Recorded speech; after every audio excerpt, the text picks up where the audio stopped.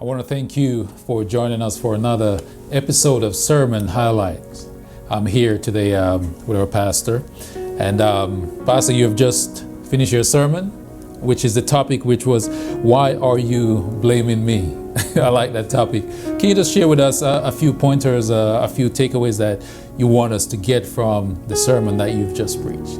Sure. I chose that title, Why Are You Blaming Me?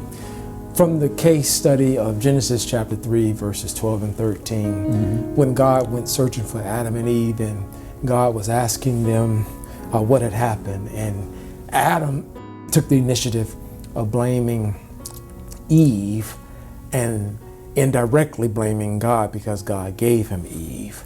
And then Eve went to blame the devil or the serpent, as though, again, undergirding the fact that God created everything. And so neither one was taking responsibility. And yet in a marriage, here's a husband blaming his wife for his decision. The blaming game. The blaming game. And so it's never stopped since creation. We tend to blame people for things that go wrong in our lives.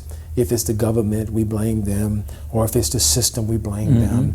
We blame the church for this, or the school system that, or the president for this, or the president for that, or our parents for this, or our siblings for this.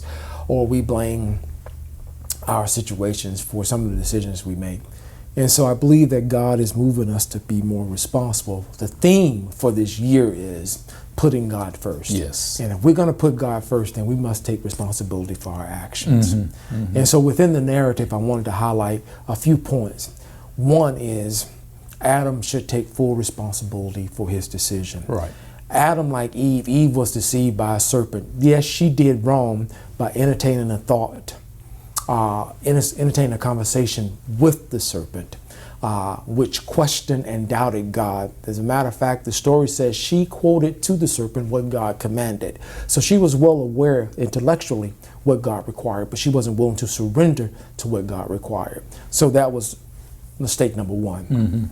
Adam, on the other hand, did not have a conversation with the serpent. Eve actually became an agent of the enemy because the enemy didn't show up to Adam. Adam was well aware of the decision he was making. And so he chose to suffer the consequences with Eve than to obey God. And that gets us into a lot of trouble. Wow. And so the test is typically for all of us. Love God supremely and love your neighbor as yourself. So it was a test of who's supreme. Will God be supreme, or the gift that God gave Adam, which was in Eve? And it's interesting, and I wanted to highlight that Adam chose to suffer the consequences with Eve, and then thereafter he still yet blamed Eve for his mistake. And sometimes that's how human nature are. Yes, how we act. We do something wrong with somebody or for somebody, and then we say, it's because of you I did this. It's because of you I'm in this situation. However, we never stand back and say, I made the conscious decision to do X, Y, and Z. But what I love about this narrative, and I just praise God for it, one is, it is God that went looking for them. It is God asking, where are you? It is God asking, what did you do? Seeking for confession. And when they said what had happened, what I love about the God that we serve, that in Genesis 3:15, God provided the route for salvation, that his son would come and bruise the head of the serpent. And yet after God provided the salvation, then he came back and told them the consequences of their sins, which he gave them hope. Yet you have hope with the consequences of your decision.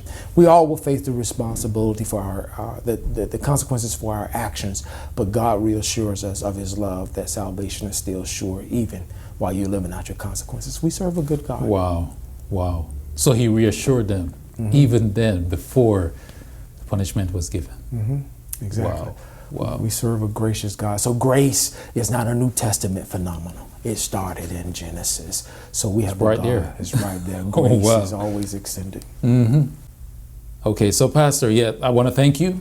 I want to thank you for coming back here and sharing with us those highlights. And powerful sermon today. It was a powerful sermon.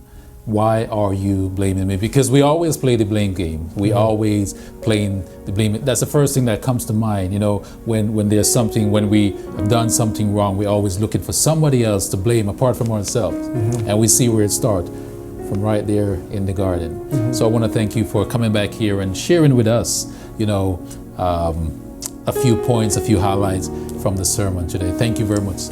I enjoyed it, Doc. All right. All right. Cool.